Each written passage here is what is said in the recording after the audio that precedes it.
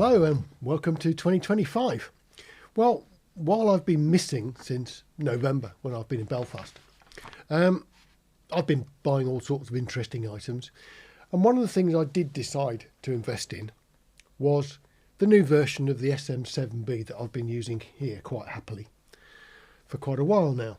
Now, the SM7dB is the same microphone with a built-in preamp. This SM7B has got a preamp in line. So I figured, well, these things are out, people are talking about them, saying how good they are, I'll buy one. So I bought one. I bought it from Bax Music. Here's the invoice. And I paid £435 for it. And about 2 days after I bought it, I got a message from one of the Chinese suppliers that I buy things from time to time. And they said, do you want an SM7dB? Didn't take them very long, did it? So I thought, well, okay, Chinese SM7dB. I wonder what it's like. So I bought one of those too. So what I've got here is the order from Alibaba. SM7dB, price $79 US. What was the other one? 435. So let's have a go. I mean, I think probably the best thing to do really is let's swap out first the SM7 that I've been using and swap it for the real one. What I've done is I've stuck labels on the boxes because this is going to be really difficult. And to be perfectly honest, I've just taken some photographs of the boxes. And I have to say that the printing on both of them is really good. The weird thing is the counterfeit one, the sleeve is a little bit sort of more vivid. But some of the actual printing on the counterfeit one is slightly better than the genuine Shure. So this is going to be like a bit weird because I've got the two products here and I've got to be really careful to keep them apart. And once I've actually opened it up, I'll put a bit of tape on the counterfeit one so that I can keep track of it, because I have a horrible suspicion these things are going to be pretty close. Thinking about it, I guess what we really do need to do is unbox them sort of in parallel, because if we don't, we're going to get stuck. I can see that's going to be a problem. So I just need to organise another camera. Two boxes. This one is the genuine one. I've labelled it up as December 24. This is the one that I got from Bax. And this is the counterfeit one, which I've labelled up as January 25. So what we've got to do is unbox them in parallel. Neither of these have been out of the box. I've not touched them at all. So let's make sure we keep everything separate.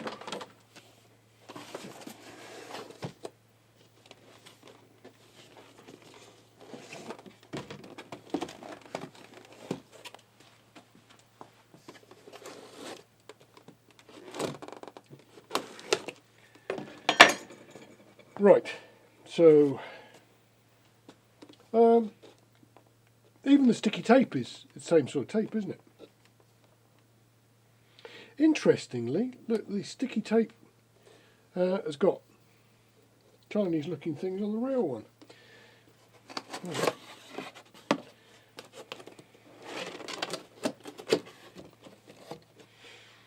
Well, so far we have two identical items, so let's see what we've actually got.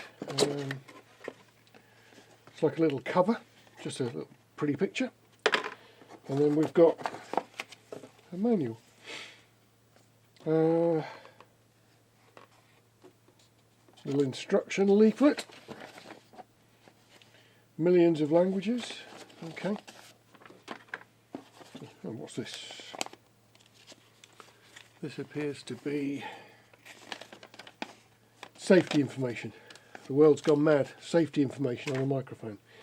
And then we come to a cardboard insert. So let's catch up with the other one.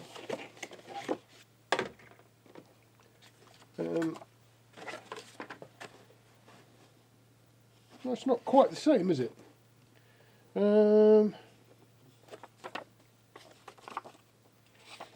No, this document here, the owner's manual, is different. Although it does appear to be completely useless, doesn't actually have any information that you need at all. So I'm not quite sure what that's for, but it's just safety precautions. Oh, it's that. Just a slightly different version. So, okay, that's the difference. Oh, Shure sticky label. Normally get these, don't we? And then this is different too. The quality of that image there on the genuine one is pretty good. It's a lighter print. You can see the shading around Shure. Now on this one, it's more like a photocopy look. There should be the Shure logo, and it's almost too dark. It's the contrast is higher on this one. So on the copy, this leaflet is different. I mean,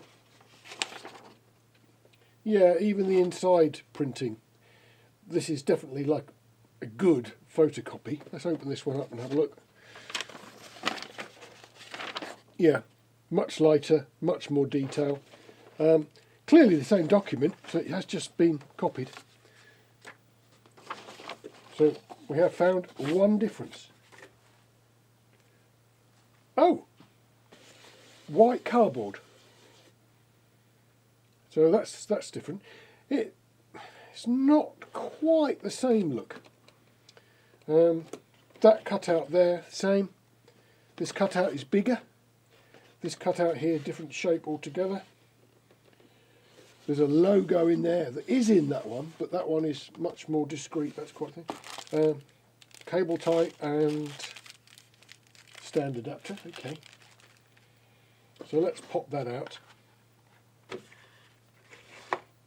And let's pop that out. So there's our, in this one, there's our cable tie. So let's have a look. Both wrapped up in plastic. This one actually, I think that's pretty much exactly the same. So let's have a look and see what we've got.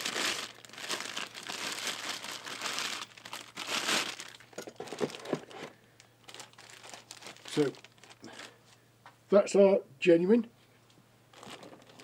Same thing on this one. It's not sealed, not sellotaped. And we've got this little label around here, a little CE marking, which is tied around there. So that, oh, it's exactly the same on this one. All right. Being very careful to keep them apart. Let's see what we can do. Yeah, same weight. Bear with me 2 seconds. I'm going to just put these on the scales and just verify which one's which.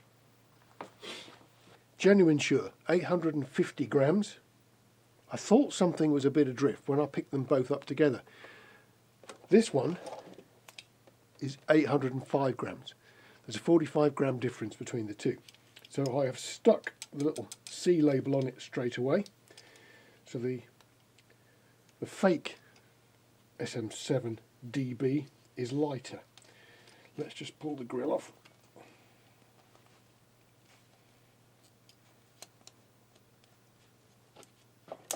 There we go, that's that one.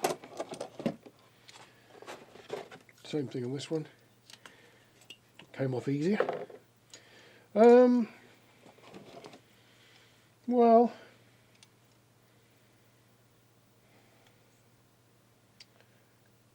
I'm not seeing much difference there, to be honest. Hold on. Yeah, there is another difference. If you look at the capsule in that one, it looks normal. It's in the right sort of place. This one's on the wonk. Look, if I hold that there, can you see the internal thing? It's actually pointing slightly that way. So this one has not been put together too well. I don't know if that comes... No, it doesn't come off. I would have to try and open it up, and that involves 3 screws. Same fixings actually. Same design. That's just slightly offset to one side. Not much, I reckon maybe 5 degrees, something like that. But that's not been put together quite as well. Now on the previous one, when I had a counterfeit one of the SM7B, the actual adjusters on the side had not been put together particularly well. This one's okay, it holds its place. It's okay. Let's stick that back in there. Let's pop that back on that one before I do anything I shouldn't do. Let's have a move on and see what's in the accessories section. Okay.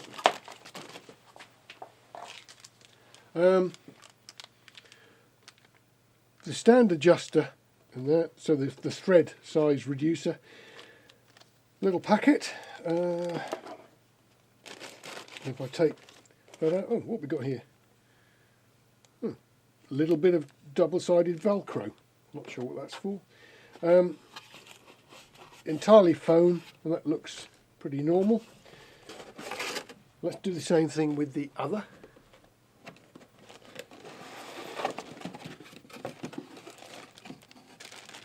Different bag. This one's Ziploc. So on the counterfeit one, the actual bag has got a Ziploc on the top. The Shure one, it's just a bag.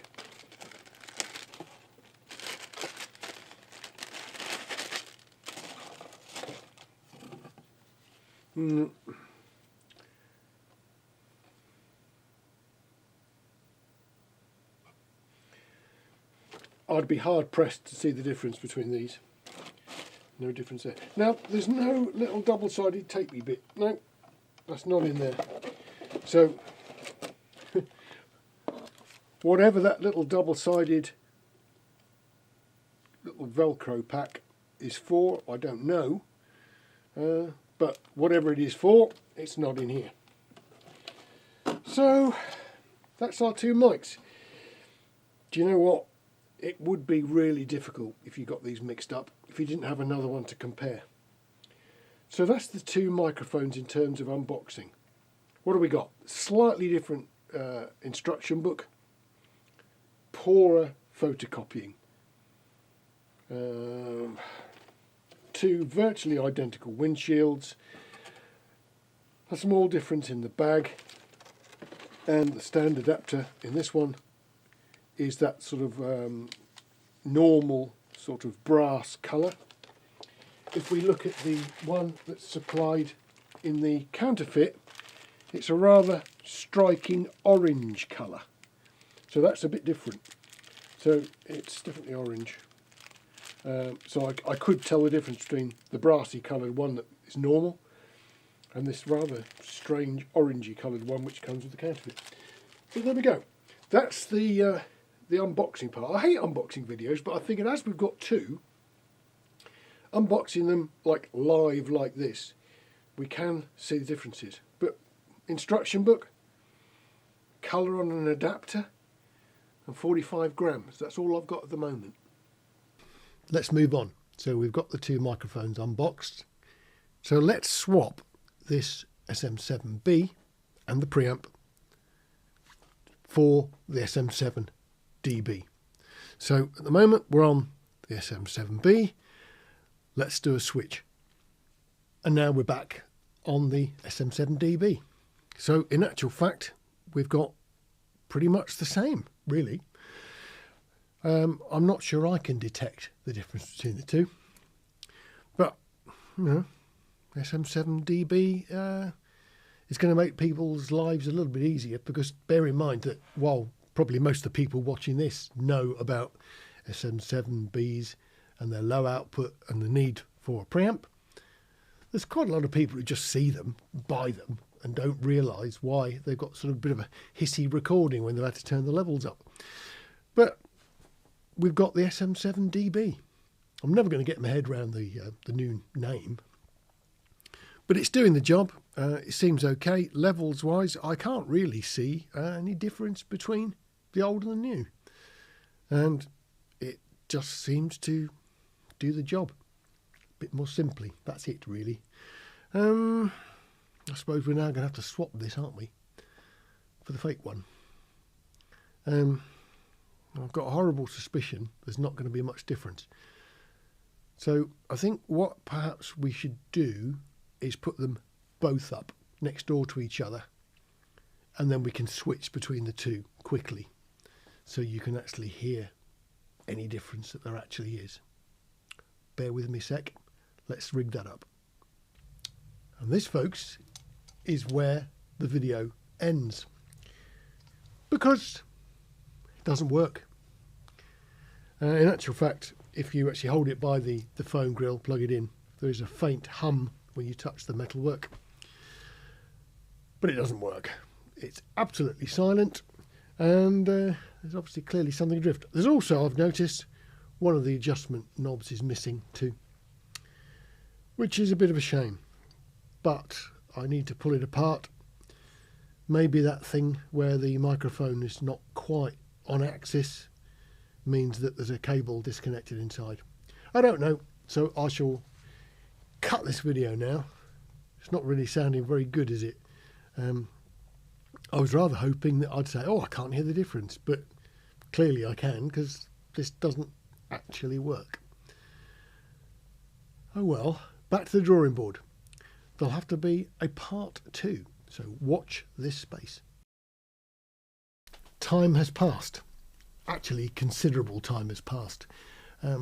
Taking the front of the microphone off, yeah, the little rubber thing was in slightly weirdly, so I could adjust the microphone back to vertical again. But when I pulled it out, there are 4 wires that come from the preamp unit in the back of the head and go into the microphone section. And 2 of them were just dangling. It took a while to actually work out which one went where, mainly because dismantling the genuine one produces quite a different arrangement of cabling, and it's not the same. It's very close, but the colour coding's different, and it didn't go quite as easily as I thought. So I couldn't copy the Shure one because it was different, but got there in the end. So now I've actually now got a fully functioning microphone again, and you're listening to me now on one of the 2. In actual fact, why don't we label them and switch between the 2? Okay, what have we got then?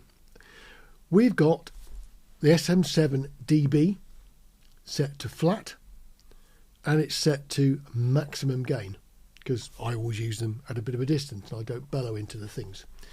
So this is the genuine SM7dB.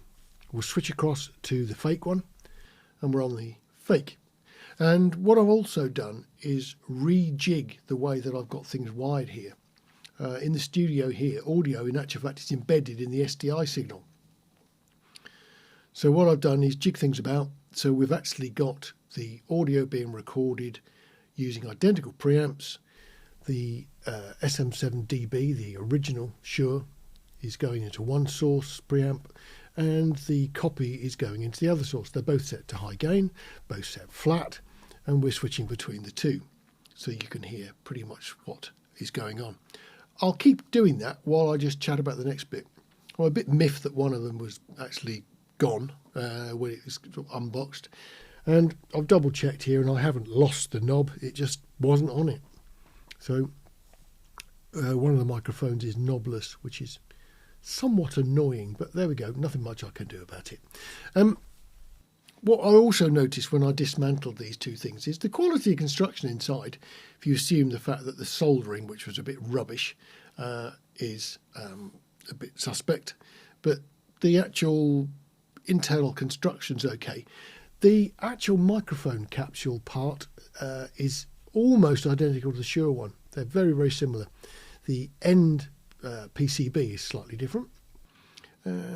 So what have we got? Well, we've got a weight difference. We've got the 45 odd gram difference between the 2. I suppose a little bit of that is actually the missing knob, isn't it? But there is a small weight difference. It certainly isn't 50 grams worth of knob. The actual mechanics of the things are pretty similar. I can't see a difference in that. The actual way that the things are put together is the same. There is a difference on the 3 screws that you use to take the actual windshield basket off. You know, that perforated steel basket that's on there. Undo 3 screws and it comes off, and then you can remove the rubber surrounded microphone insert that's on the middle. Now, the 3 screws the Shure uses are chunkier and have a cylindrical end that drops into a sort of deeper slot on the housing.